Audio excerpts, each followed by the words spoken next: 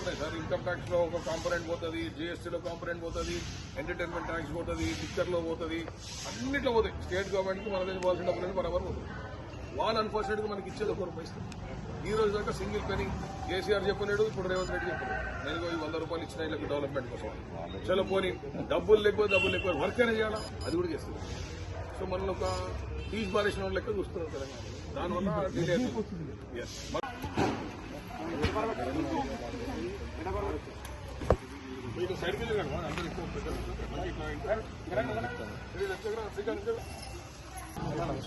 రేపు వీళ్ళు మన మధువులు ఇది లెవెల్ చేస్తారు అనుకుంటా, మీటింగ్ చేస్తారు. ఈ పార్క్ కూడా మంచిగా మెయింటైన్ చేస్తారు. మంచి హార్డ్ వర్కింగ్ డబ్బులు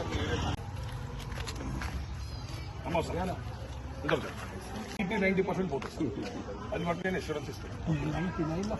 80-90% మీకు ఆ వాటర్ మునిగే తగ్గ. సపోజ్ ఇప్పుడు 3 feet వచ్చింది అనుకోండి సార్, 6 inches కూడా 2-3 years లో అంత ప్లానింగ్ చేస్తే ప్రాబ్లం లేదండి. డ్రైనేజ్ వస్తుంది, మనకి స్టామ్ వాటర్ డ్రైన్స్ అన్ని కూడా మనం దాన్ని అన్ఫార్చునేట్గా దాన్ని ఆలోచన చేస్తాము. దాన్ని సివరేజ్